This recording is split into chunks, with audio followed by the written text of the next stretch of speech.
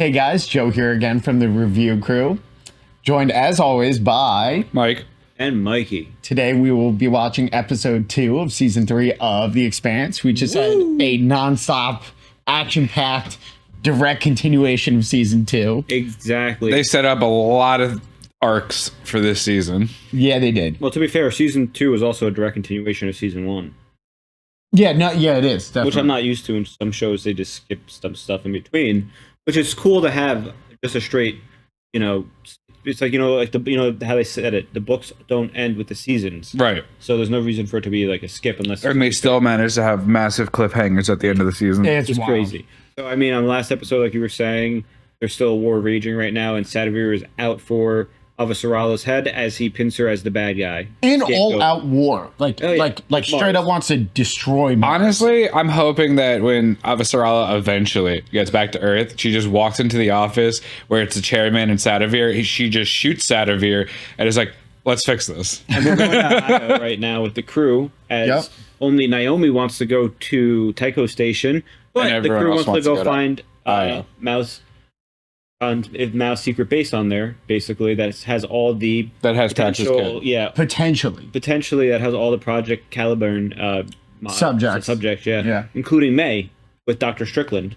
So I have one question for the both of you. Now that we kind of have everything set up for at least the start of season 3, whose story are you most interested in? We are me personally. You. So I'm most interested in learning just more about what's going on with Dr. Strickland, because I feel like he's been involved in a long thing with this. And we haven't really seen anything of him directly yet, other than like one flashback. The reason why I asked that is because they discussed how he's been giving treatment to May ever since she was a baby. Yep. And so he's been on this station Ganymede for this long. Now, we're probably going to find out somehow down the line that Ganymede was funded by Mal Kukowski, and it's actually, all this was part of a scheme all along to test for special subjects. But who knows? That's just my theory. But Dr. Strickland's involved in the long scheme with Mal. Okay, so you're most interested in the Strickland May story arc currently. Yeah. Okay. And Mike? Major arc. I'm really concerned about how Fred Johnson and Dawes pull the Belchers together and see how they end up as like a major player. Mini arc, based off of how they were giving like actual scenes to Drummer, like focused on her. I'm excited for the Drummer arc where she goes to get the Nauvoo and does some crazy shit. Because I don't think she's bringing it back to Fred Johnson to turn into a warship. I think she's gonna do her own. I don't know what she's gonna do, but I don't think that she's just gonna like tuck her tail between her legs and bring it back to help out like Dawes and Johnson. I think she's gonna have a better idea. That's a good guess. Okay. I feel like and emerge as like a new faction leader in essence. I don't know.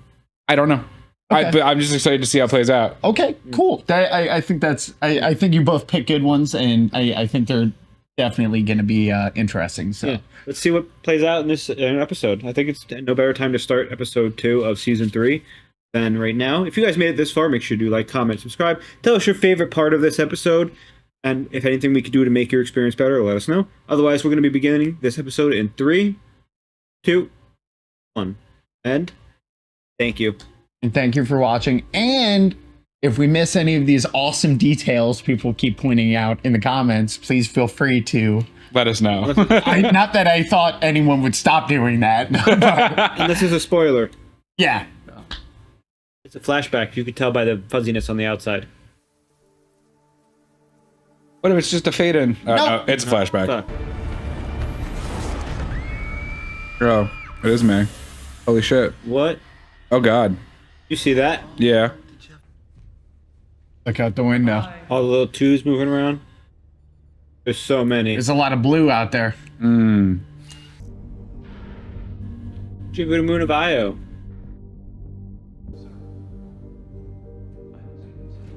There's... Good to see you again, sir. There's nothing good about it. He's doing all that practicing and he bombed it. Good to see you, sir. There's nothing good to see you. I'm sorry about Kotya. Did you kill him? Then fuck your sorries. Look, There she is. never gonna forgive Sadavir, especially if he killed Poitier. That's the hammerlock. Speak, politician. If we're within that range and they fire, we won't be able to dodge the torpedoes. At this separation, a good pilot would be able to dodge a torpedo. Are you a good pilot? No, I'm a Marine. Hiring me to kill things. Looks like Wright finally got his war. I'm gonna get my chance for him to meet up with the Rose. Oh, What was that? they got scanned. Not yet. Hang on. That's so cool. Turn and burn. Damn right, Mikey. That's exactly what they actually just did. Yeah.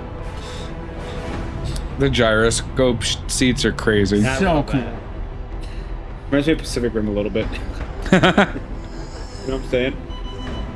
Oh, she's gonna have an aneurysm. I think it's torpedo. No. No. What are you doing? Trying not to kill you. Gold's been fragile. Don't forget. Oh no, dude, you gotta speed it up. You're gonna die. The UN is trying to kill us. If Mars throws us both in prison, that's an improvement. No.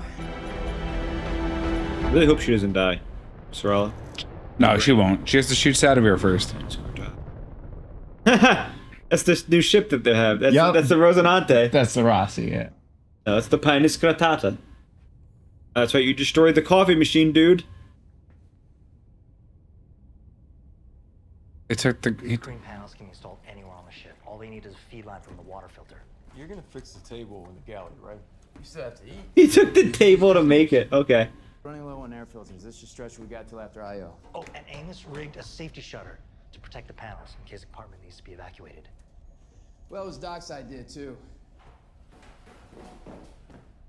You're getting along Is real Prax well. gonna be a full member? Oh, he's trying to give them back for them. Sure. But like, He hasn't got his daughter yet. It's been a while since I worked on a garden. Only been 3 episodes with him. 4. Engaged around Saturn, with both sides suffering heavy losses. Martian ships now appear to be pulling back toward the Bell and Ceres station, which Series. MCR control. So Mars isn't doing great right now. Mars is losing, and they're pulling back to Ceres, so Dawes is about to be affected. IFF just picked up a signal. IFF. It's a identified friend or foe. Yeah, it's the name of the title show. It lets you know if someone's on It is. human hide. Who's it gonna be? Avasarala? oh, I knew the crew's being no. I knew it. I didn't say this earlier because I wanted They to wait just for it to picked up happen. the distress call. I to didn't Bobby. say it earlier. a new person. I like how he's choking out the right place. Is this your first protest? You? I've had my share. She's a different type of person. What's your name? We're not supposed to give our name. Tell her your fucking name. Who is she? I'm going to be checking in on Colin. And if he does not get the care that he deserves, things will not go well for you. Who is she? Who is she? I love that. Undersecretary Sadavir Ehrenreich. This is Reverend Dr. Anna Valavodov, an old friend. Reverend Doctor. Mormon? Off of Dadalav. Of course. Sadavir didn't like that. He's like, what the fuck is that? I'll be addressing the General Assembly. It'll be the single most important speech of my life. I want you to help me write it. You want me to help you justify this war? We didn't start it. I want the people of this planet to feel that God is on our side. Abraham Lincoln hoped that he was on God's side. My church just opened a free clinic for undocumenteds. We have to barter with drug dealers for meds that we can't afford. Oh, that guy. Mm-hmm. Support my clinic for a year.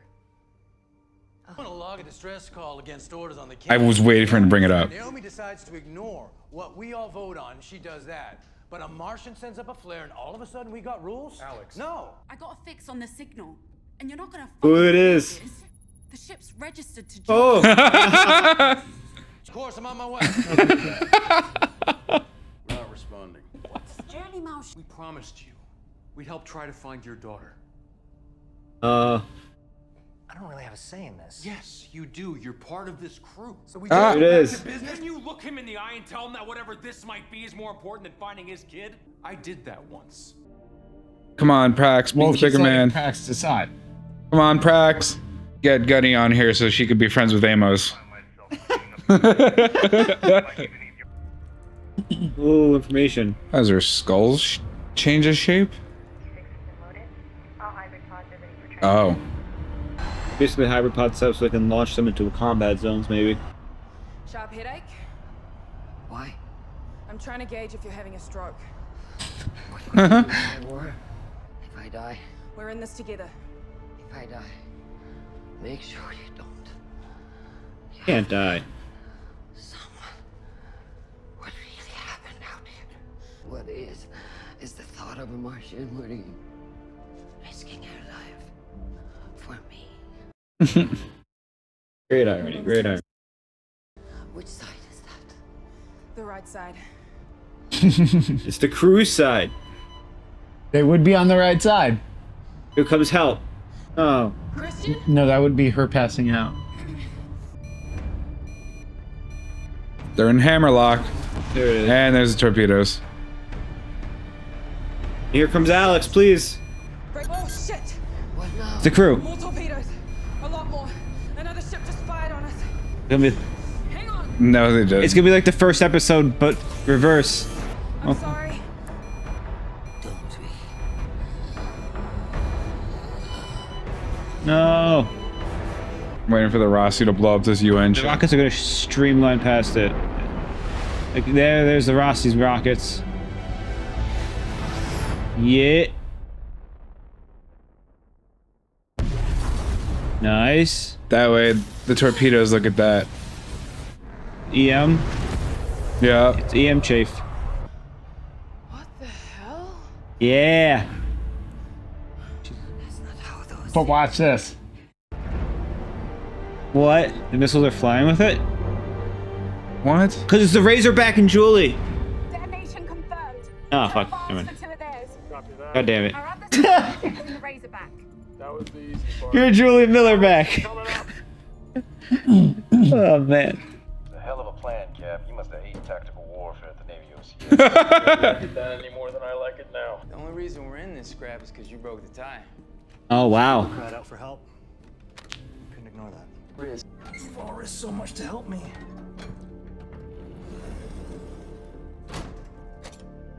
I can't do any less. You're rubbing off. Well, no, I think that's kind of always been him. You know, I think that's a very Prax, like his attitude, right? I can't bring myself to forgive him. You're not there to forgive him. You're there to help people with your words. Mm-hmm. And maybe those words will change the Secretary General's heart too. Bye, Mommy. How sad can this get with her? Why you gotta go there, Mikey? I'm smiling right now. It's an adorable moment with the pillow. Sadovir clearly sees her as a threat. Mikey, let me be upset about that later. I'm trying to be happy right now. Cried last episode. I'm trying to smile this episode. You can smile at all those missiles following the Razorback. Amos, Prax, buckle up. We're good. Oh. Cap, you sure? We picked this fight. We're punching above our weight.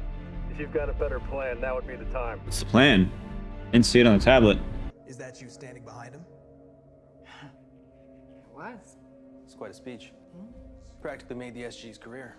They teach it in the diplomatic corps. I share the blame. Jules Pierre Mao is as smart as his media claim he is. He turned himself in. And if that's not enough, we know where his children live. Visiting the sins of the father on his children. You know, we've had a whole other testament since then. I love her. I'm fine. I think I'm getting used to hygiene. Cause her nose bleeds. When our escort showed up. Shit. A lot of missiles coming in right now. Yeah.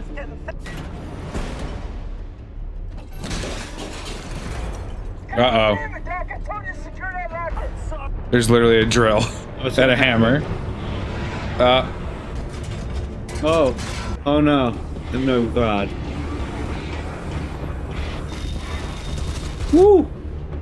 Those things are so fun. Don't get it. That almost get hurt again. He gets hurt too much. No, but I feel like Doc's air. Yeah. Yeah.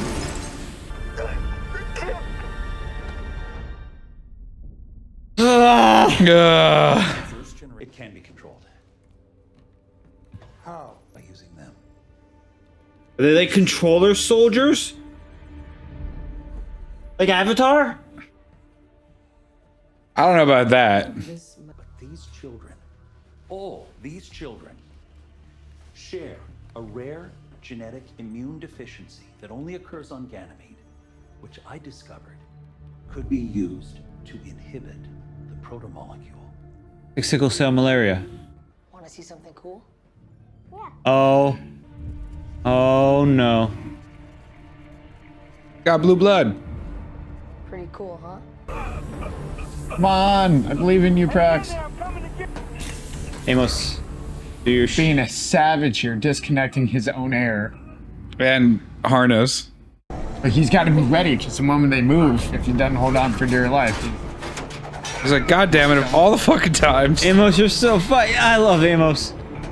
Drills, please. Well, they're also moving, right? Yeah. So it's like at least 1G, if not more. He's so fucking badass. Yeah, he is. How's he able to talk right now? He's not panicking? Yeah. Oh, well, that's convenient. Oh!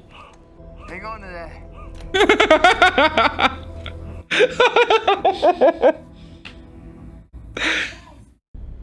See it, let's see it, let's see it! She's not look good. Thank God they have a doctor on board the Rossi. No, they don't, it's a fucking plant doctor! He's still a doctor? Okay. And then go in and hit it with the miniguns, probably. PDCs. Oh my God. Oh, let's do it. Yo! Go on, Yo! do it. Come on.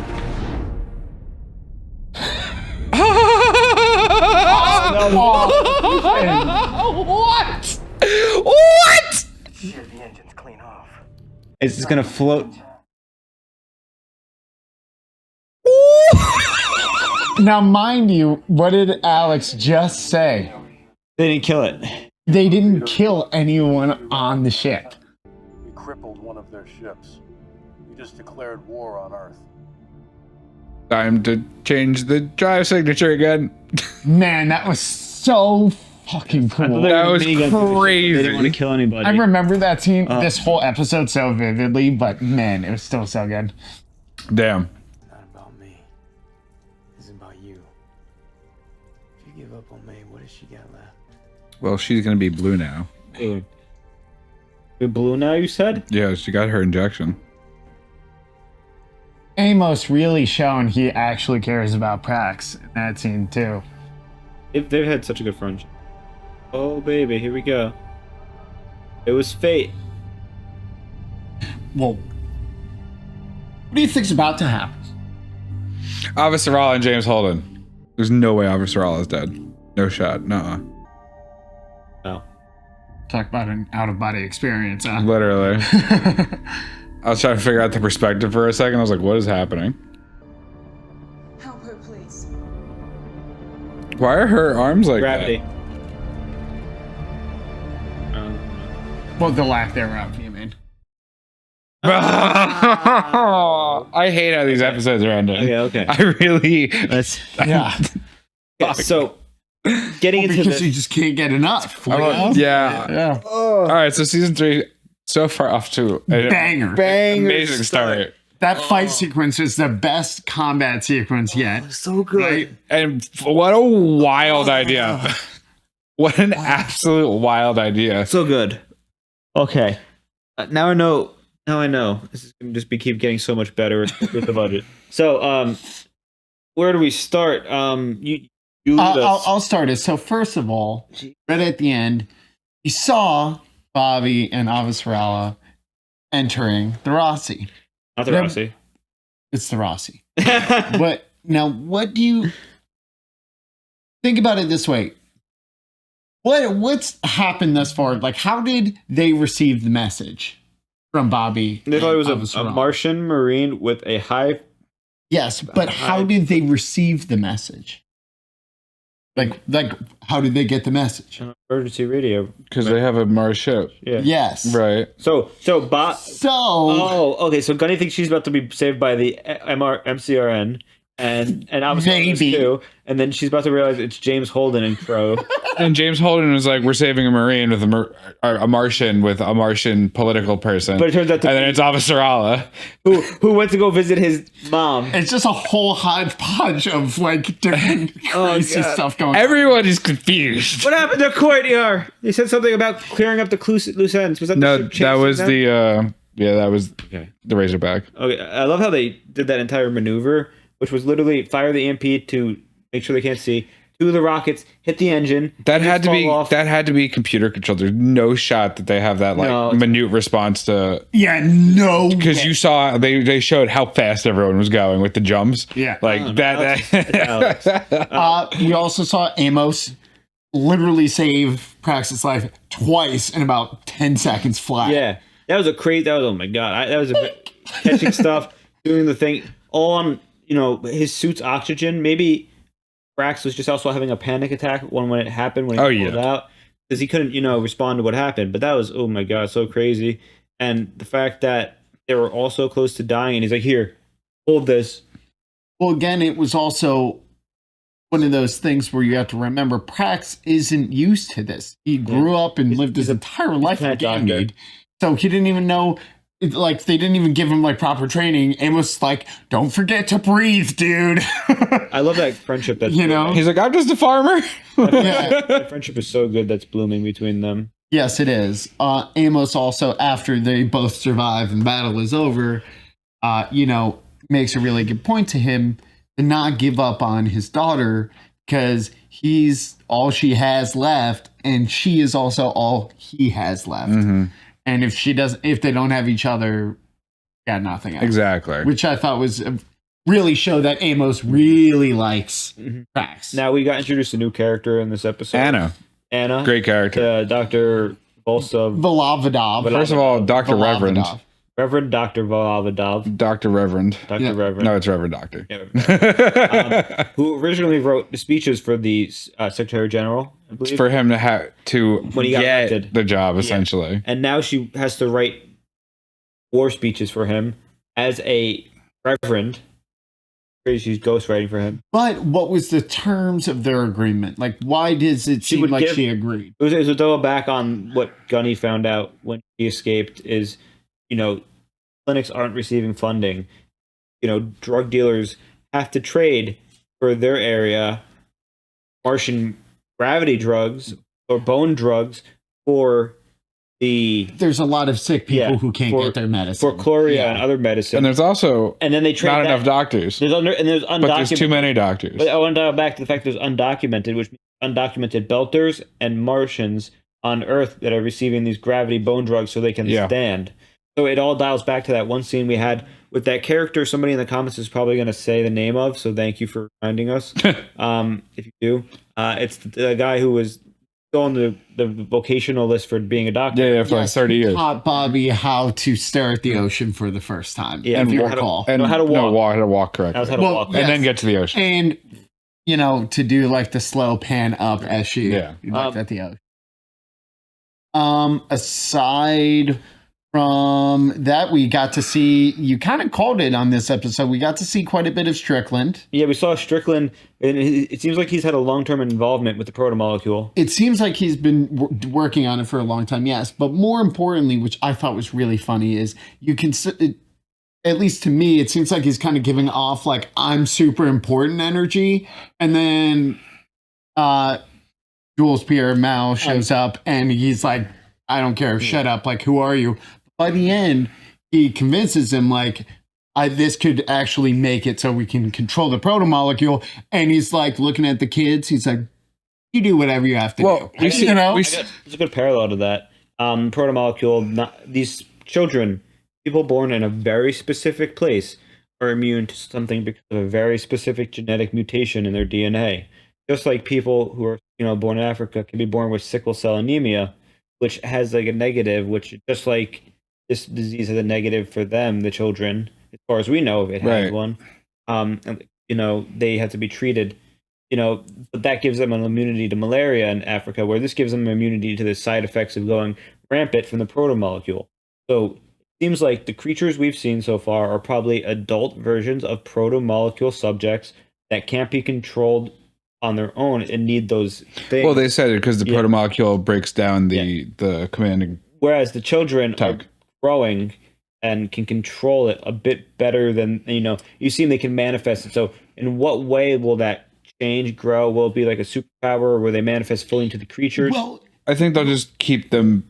I don't know if it's going to keep it so that they just don't break down the tech, or if they're just going to retain a little bit more. We don't know yet. Or maybe they could do like a butterfly. The only thing you have to remember in that is they can control the protomolecule, but now what is the toss-up? They have to control a person. A child. Yeah. That's why they're trying to groom the children. Well, before we go too far, I wanted to point out that Mao, in this episode, we see starts to doubt his actions, because he was excited to like sell the tech to everybody and bring the protomolecule to fruition. And in this episode, he's like, shut it down. Like, just destroy them all. We'll figure something out. And it's only because Strickland's like, no, I think I figured it out, that he did it. But he started having doubts, because the pressure starting to get to him. He's realizing that what he thought was going to happen with the protomolecule is turning out to be too much for him to handle. Because both Earth and Mars want to use it to destroy each other. Yes. Which Mao does not want. What did Mao dislike even more than that? The fact that you can't control them. Yes. Yeah. Control is clearly all he really wants. Because as soon as that was mentioned that, hey, I think we have a way to control him this way, he's like, all right, project back online. Yes, exactly. But he doesn't want to sell beasts. He wants to sell mercenaries. That he controls. Right. Yeah. True. Now, the only other, there was one other thing we saw right as he was leaving. Do you remember what we saw? Boy's arm? No, that was... all the different things in the background moving around? No. Then I won't even say anything. Kind of, because it was like on the screen, like, said something. Former versions? No. I'm just that there. I'll probably notice it when I'm doing my edits. You probably will. But I'm just yeah, but then I'm in the dark. What the fuck? Yeah. So fine, okay. At the end of that scene, they also show, and it says like pod number whatever loaded. Oh yeah. Oh, it was A26. Yeah, but that was before he started having his doubts. That scene. It wasn't after. But he might be launching one, basically, what he's saying. Well, we don't know what they Well, I think it just meant like... I know what you meant by that. I saw that. It's alluded that that's the delivery. Yeah, but he doesn't want to do delivery now. That's why I did kind of like glossed over it. I was like, okay. Because I saw it and I was like, oh shit, like they have it ready to ship. And then when he was like, they're kind of defective, I was like, you got a ship full of defective guys. So, but the important part of that is if they had, I think it says 26 or whatever. I said 47. Or that means there's that many of those creatures. Finished, so ready to go. The first project. Yeah. This project they've clearly been working on it a long time. Because first he did all the research to figure it out. And clearly now with the protomolecule, he's like, oh shit, like this might work. Now, so this is kind of draft 2, like you had said. I got one. Has it been explained to us at this point what makes this version of the protomolecule different than the one that was on Eros? Because on Eros, Julie Mao had contact with it and turned into a crystal. And then these ones are people are being injected by it. And they turn into hybrids. Well, the first one didn't get energy. When Julie became with a seed crystal at first, she didn't get energy and whatnot in that situation. Remember she destroyed all the energy in the room and then starved the protomolecule technically of energy. I don't know if that's the difference because she did get energy prior to shooting out all the lights. I think what you need to keep in mind is that the only thing we currently know about the protomolecule is constantly doing. True, it's about it has never done the exact same thing anywhere. yet. Maybe you're onto something. You know, it didn't do the same thing on Eros. It didn't do the same thing on Venus. You know, it's constantly doing something different. Right. So I don't know if it's fair to try to come to a conclusion based off of that. Maybe it'll do something. Maybe for some reason something affects Holden with the protomolecule, and the fact that he's a blended human between 8 different parents. You know, that would explain the ridiculousness of that backstory. Yeah, that's my guess. And don't forget, there's no protomolecule on the ship. That's what I'm saying. But what's it called? That got bounced around by all the maneuvering. Yeah. But what's it called? My last thing I wanted to bring up for this was you see a clear difference in resistance of G episode between Gunny, who has trained on Mars, lower G's than Earth, but she trained for higher G's. She was born in lower G, trained for higher G's, and as a result, with all her experience, was able to handle, especially as a Martian Marine, what was going on. But she's also like 20 compared to Avasarala being like 125. Avasarala is older and has probably experienced less intense training and all that stuff, obviously. And less travel overall. So as a result, it affected her worse. Because you can't just say, because she's older, it affects her, because there's probably older Martians and Earthers even. And no, I'm not saying, I agree with you that the training and the lifestyle definitely contributed to it. But the big one there, I think, is for just being able to survive, maybe not enjoy it, but survive, is Gunny's like 20 and Avasarala is older than anything I've ever owned. Yeah, but I feel like still there would be people as old as Avasarala flying that fast potentially. I don't sure on like 1G actual health. Yeah, exactly. It's not just their age. Yeah, how healthy are they? Like Avasarala didn't even. What I mean? Because Avasarala didn't even go to Luna, which is where she didn't want to go to Luna. Her son. Right? That wasn't on purpose. That wasn't because she couldn't handle it. It's because she didn't want to go. She doesn't leave Earth. That's what it was said. But whatever the case, her body's also not. That's just my my thing was it's a difference. Yeah, no, it is affecting bodies. Oh, yeah, 100%. But I don't have anything else to add for this. Yeah, no, I mean, I think we both episodes amazing. Good. So I'm excited to see the next one, the rest of the season too. I'm excited to just keep watching in general. To be honest, it's really been enjoyable. This is a gripping season. Good. Yeah, and we're really seeing the entire crew come into their own ways. Yeah, exactly. Individually, Holden clearly this episode, like as the strategist, like they're truly their leader, and the only reason they're alive still, in my opinion. It's just cool to have seen them all get to where they are. Because it's not like they didn't just do that. Alex also executed on the whole thing. Especially when leveler heads prevail. Yep. And I'm still not enjoying Naomi. No. So. You're supposed to hate her. I think. Yes, you definitely are not supposed to. But I still think her actions make her a hero of the belt. Hey, everyone... She's a villain of the crew, but she is the hero of the belt. Yeah. She's got her motivation, so... That's fair. Anything else? No, I think this is a good place to wrap us up. If you have made it this far, thank you for watching, everyone. We are the 732 Review Crew. I'm Mikey. I'm Joe. And I'm Mike. And if you do enjoy our content, make sure you drop a comment, make sure you like, and make sure you subscribe if you haven't already. Otherwise, see you in the next one. Thanks. Toodaloo.